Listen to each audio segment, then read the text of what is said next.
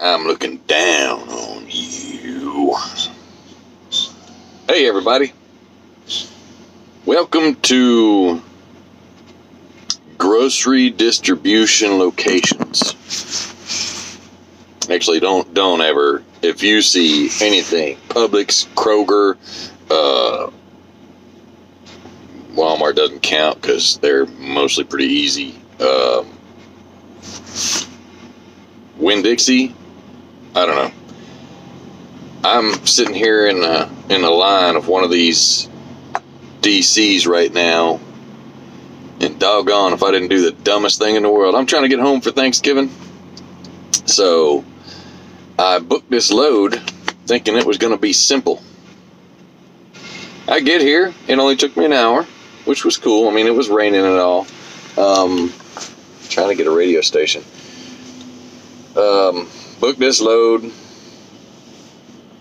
Easy 3 hours there, 3 hours back, or 3.5 to 4 hours to pick it up and then back. I went from Atlanta up to Tennessee and ran back down, stayed in Atlanta overnight, and then coming back down, had to come up 316 off 85 to this grocery distributor. I'm so hot right now. If I wasn't a patient man, this sucks. Literally, this sucks. I need to make another $600. I got one more trip after this, and then I'm going to. Oh, hang on. All right, I need to make. Where's my face at? I don't have my little mount on my windshield right now. I need to make one more trip, like when I get back to leaving the house. So that'll make up for gas and the truck payment, which is all I'm shooting for this week. Gas and truck payment. I got a load coming, taking me to Port Wentworth. That's only 20,000 pounds. Hopefully it's true. And then I'm going home. I got to run paper logs because this stupid Qualcomm, I went ahead and decided to do the update. And all I've got on there is the log on button and the messaging button. So now I'm running paper for yesterday and today. I was like, well, I'll be proactive and get the update while I'm here at the OC. And while I was there, it was a big mistake. Don't ever do that again. Regardless, my Qualcomm doesn't work. They say, some people are saying it's going to take up to 72 hours for it to take the update or process through the whole update. I don't know. It better, because this is stupid. I can't stand running paper. It's a ridiculous waste of time. Anyway, so here I am sitting. That picture at the start is what it looked like when I got here.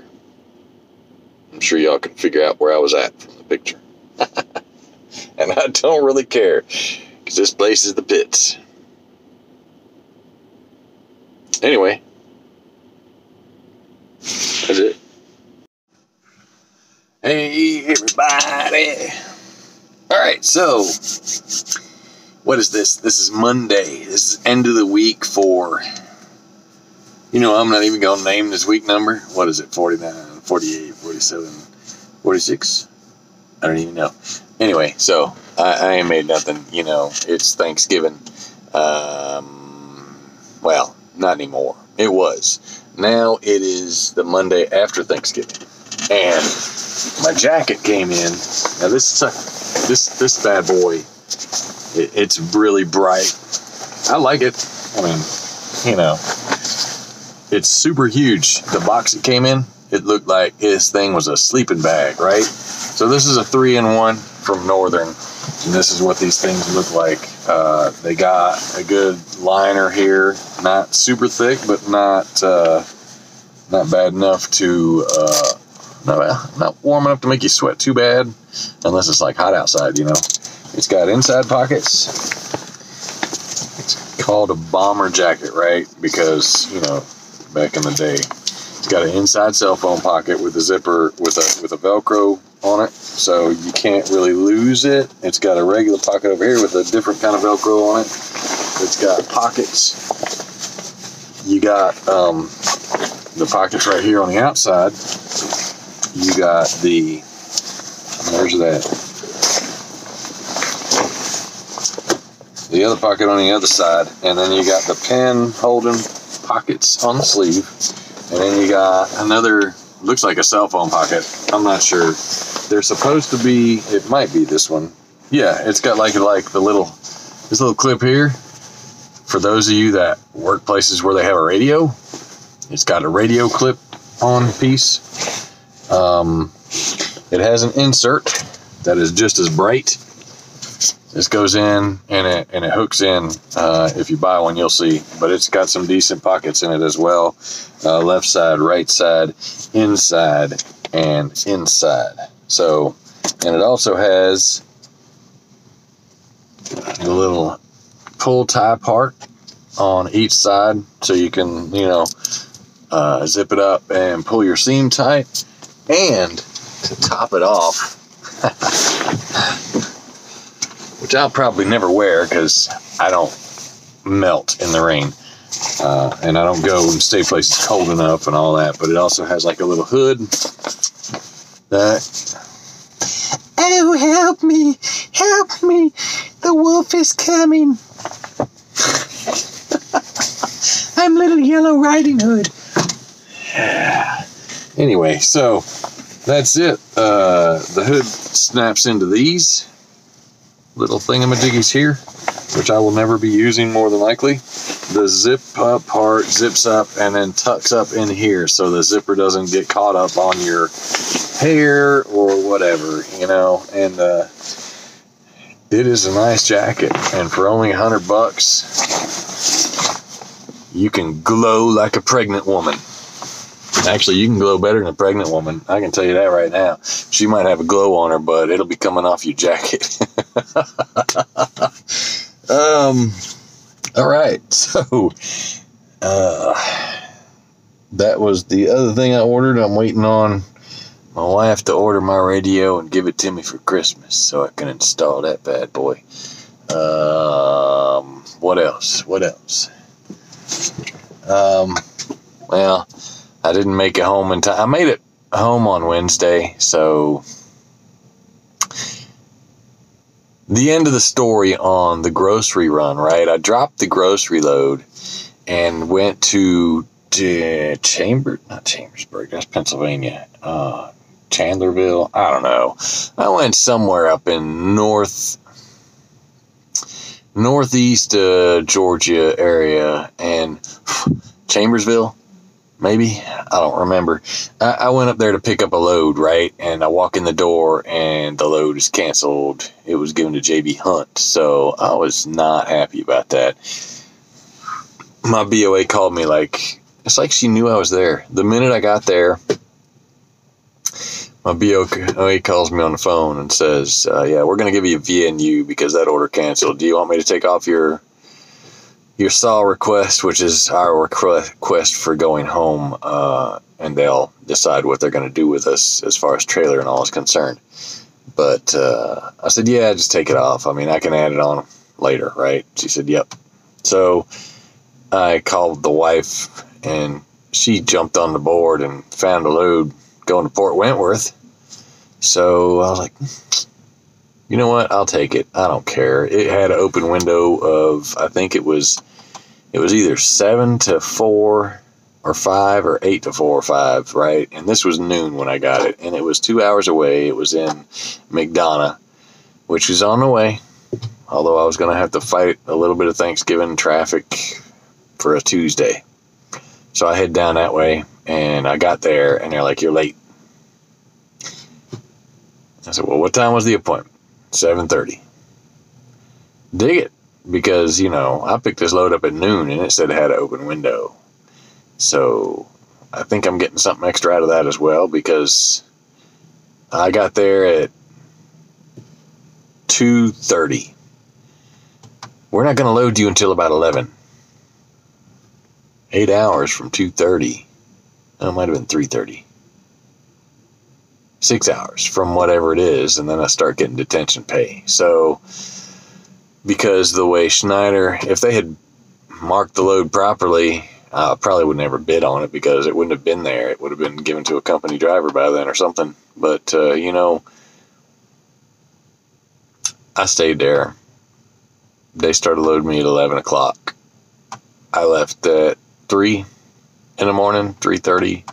I wanted to beat the Thanksgiving traffic because, you know, Wednesday being the Thanksgiving traffic day. And I made it to, no, wait, it was going to Midway, not Port Wentworth. So I made it to Midway and dropped the load, and I made it home, I think it was 8 o'clock. I don't know. So I got minimal amount of sleep that night, but, you know, some days you can run and run and run and run, and some days you got nothing. You just, I gotta quit. I can't do it no more. You just got to know where your limit is, right? So I never run like that, ever. But power nap and a 3-hour drive, I was home. Worked for me, so it was good to go. I knew where my limit was, and I was like, well, if I get tired, I got like 5 truck stops that I can stop at and take me another cat nap if I have to. And I would have. I don't care. I mean, it wasn't like I was going to miss anything anyway, because I was the turkey man. So I fried that turkey. I fried that turkey, man. It was good turkey. Oh my God, it was good turkey. I got an air fryer. I got a really big, humongous, same size as a regular fryer, right?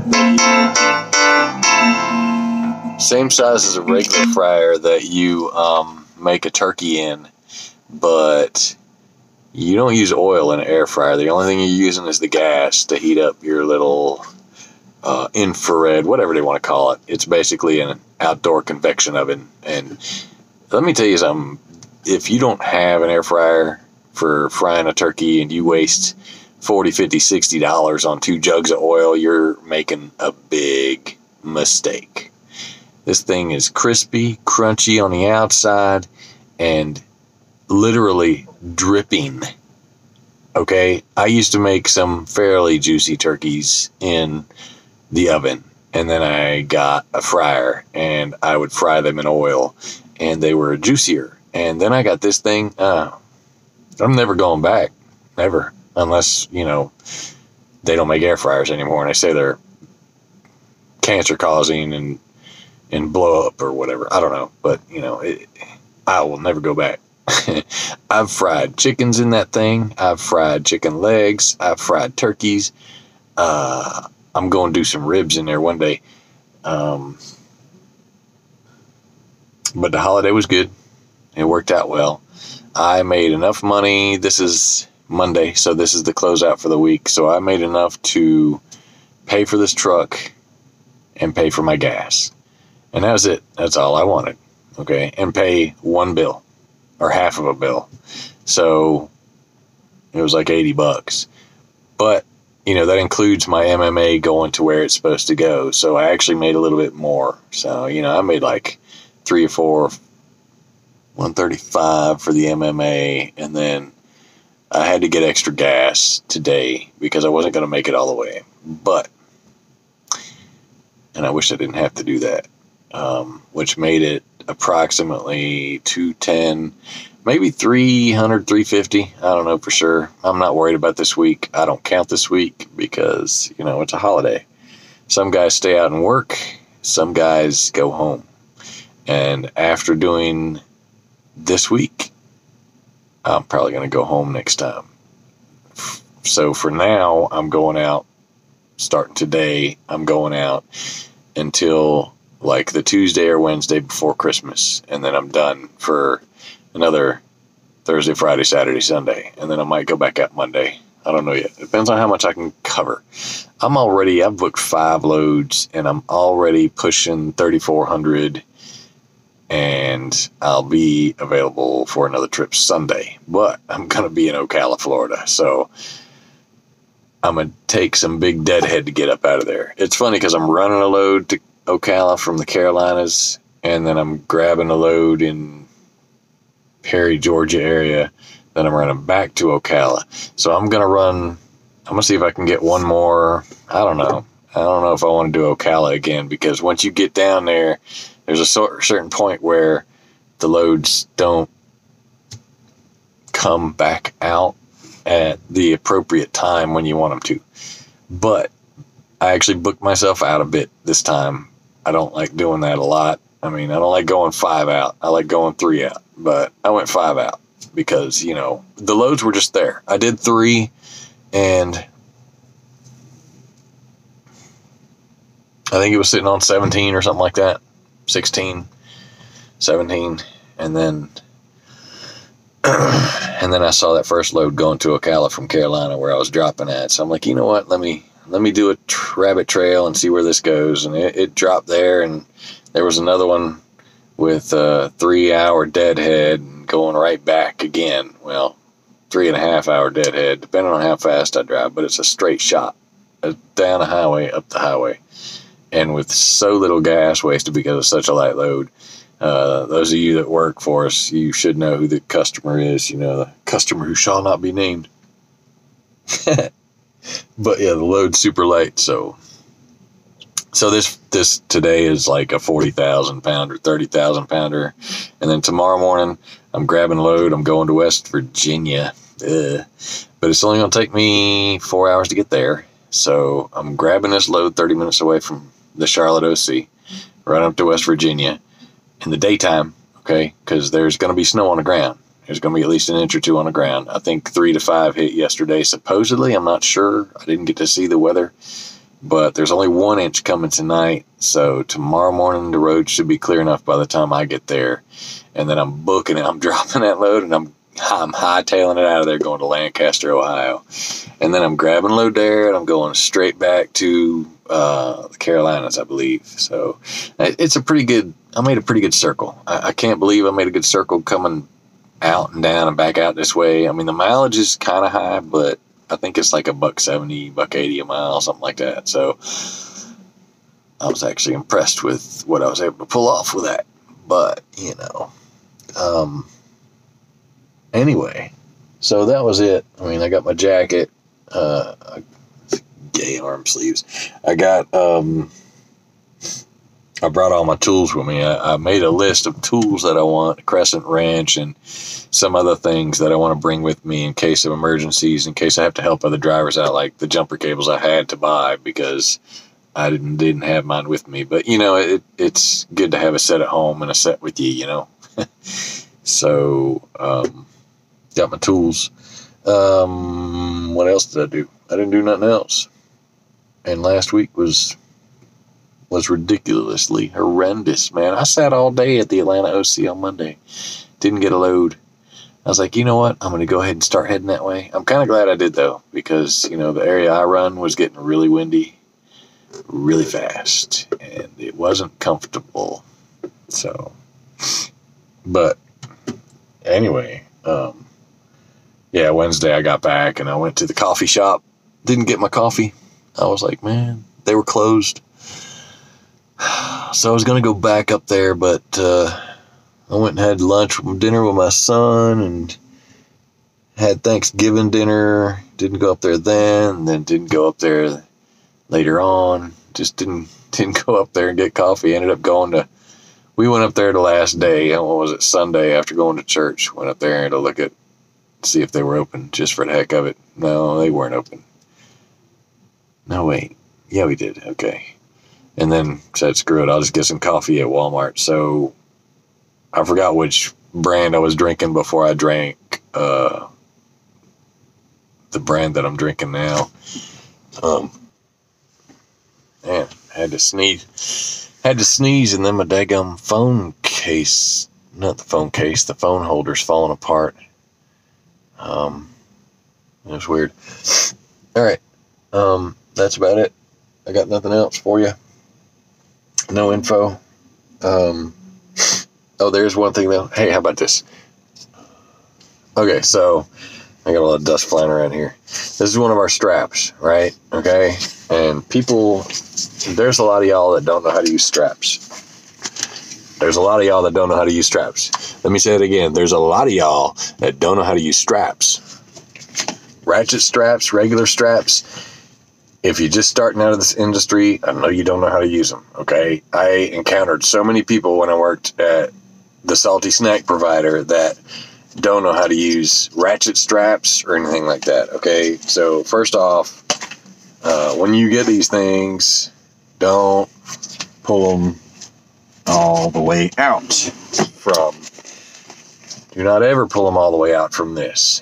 If you're pulling out from this, I don't actually think they broke this one. I'm not sure.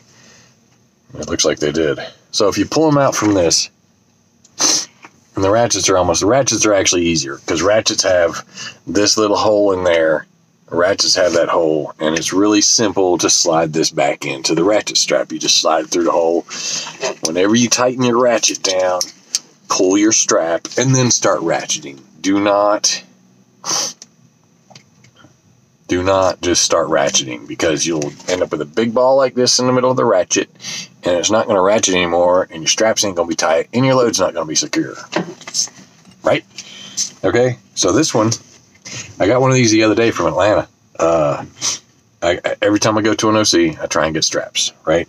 Do that. I mean, whenever you go to an OC, if you work for us, go to an OC, every time you go, get at least 2 straps, because if you strap your loads like you're supposed to, the ones we can actually access without them being sealed before you get them, you're never going to run out of straps. I don't always find straps in trucks. I found 2 in the trailer that I picked up yesterday, Wednesday, whatever it was, when I picked it up after going Midway. Okay. This was in one of them. And I also had the same thing from Atlanta once. I got 2 straps, and then the lady gave me an extra one because the girl was like, oh, this one's broke.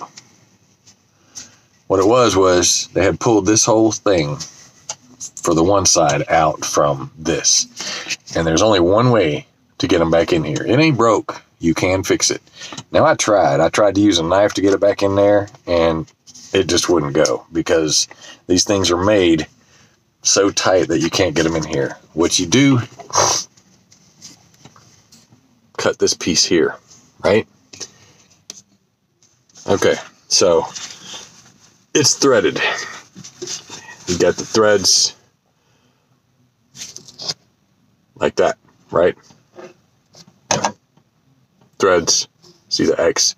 Okay, you got the threads sticking out. So take this, pull it apart just a little bit, get a knife or a box cutter, and start pulling this apart while you're cutting. And eventually you'll come up with this.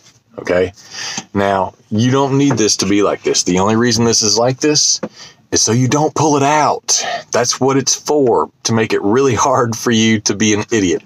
But people do it anyway. Okay, people do it all the time. These people did it on this one with the load that they were unloading because they didn't care, and probably because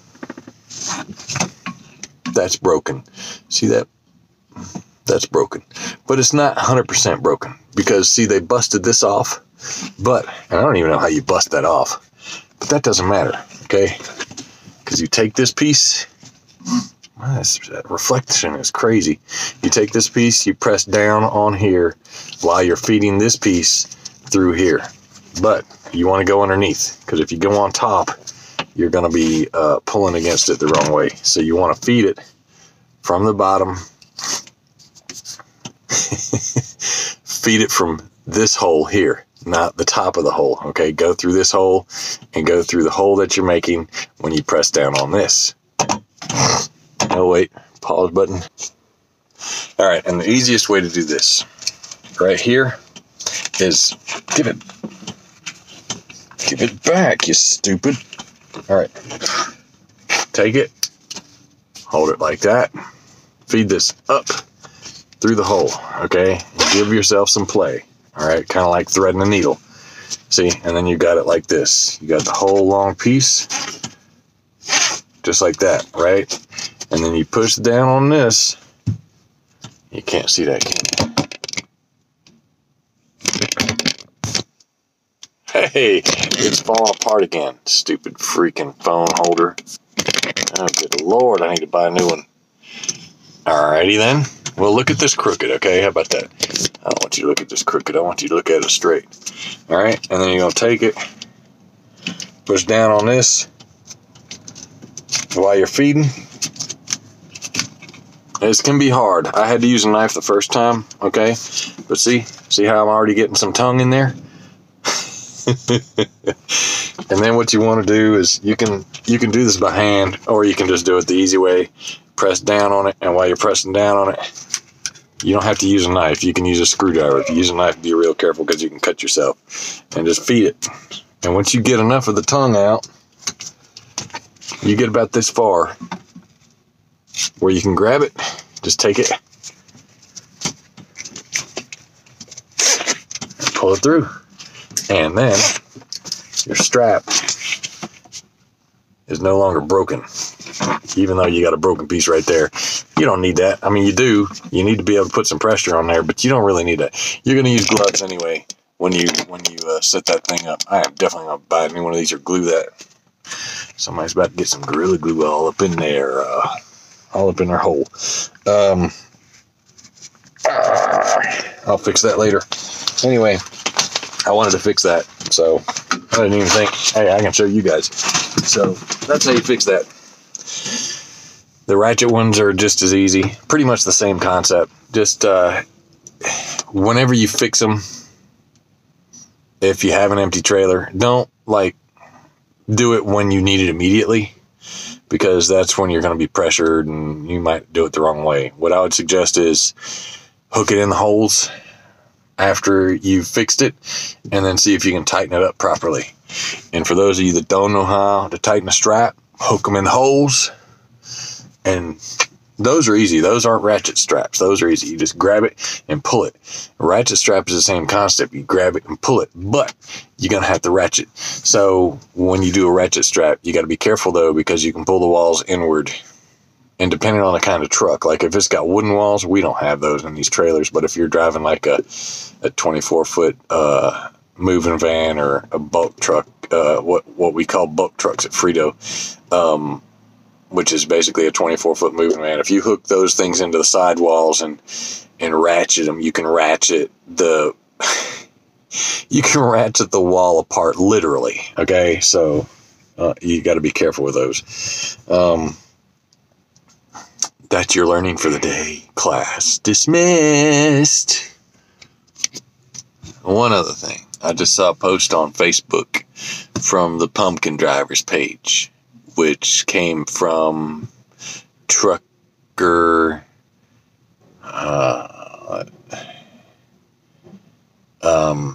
another trucker page that always posts people screwing up. Okay, and this was one of our guys that was driving a K-Dub, and their trailer got disconnected, probably by some DB that was just unappreciative of other truck drivers. Because, you know, anytime you stop, check your kingpin, check your lock, check your bar going across. Do not do a tug test, okay? There are times, and I watched a video of an Old Dominion driver whose trailer had apparently passed his little tug test, if he even did it. I don't know. Old Dominion does stuff so quick, they don't care. Those guys they drive as bad as UPS and FedEx drivers. You can't just back into it, listen for the click and drive. Back into it, listen for the click, tug and go. You cannot do that, okay? This Old Dominion driver did that, and he was driving down the road, and he caught it, and he was pulling doubles. Man, that boy was lucky. The guy driving by was videotaping him. The trailer was sloshing around like this, and he's seen it in his mirrors. That's why you should check your mirrors. Always check your mirrors. He actually was able to pull over before it sloshed out into traffic and killed a couple of people or whatever it would have done, and was able to, I guess he was able to fix it. I don't know. They drove, good lords. Man, I don't know why I keep sneezing. So they drove away. They seen he was doing that and took off. But always, I can't stress this enough. Check your kingpin lock. Check it, man. Don't just check to see if the handle's in or out. Check your lock. Your lock can be halfway in and halfway out. You won't ever know it if you ain't got on there, bent down and looked. Quit being lazy, because you could kill somebody. You could kill yourself. You could lose your job. You could lose your career. It is almost a career ender, depending on the scenario that happens. At Schneider, it is pretty much a career ender, because they will not tolerate a drop trailer, ever. If it drops, you're gone, and then it's on your record. Same goes for tandems. Do not just assume that because you put the bar back in and it's not going anywhere, that your pegs are all the way in, okay? Because these things rust, they get stuck. They're not all the way in, okay? I've had plenty of times where I've gone out there and I had to rock my trailer 3 or 4 times. I don't see anybody doing that. I'll see them move them and lock them, and then when they feel them good, they just take off. It's like they don't double check nothing. Man, these trailers, half of these companies running are so old and rusty from being up in the rust states where it snows and all. These trailers go everywhere, and they get lockjaw. They don't want to close. They don't want to open. So check those. I might make a video. I think I need to make a video on sliding your fifth wheel for the P4s for some of you guys. There's not a lot of y'all, but I know there's some of y'all that have problems with that.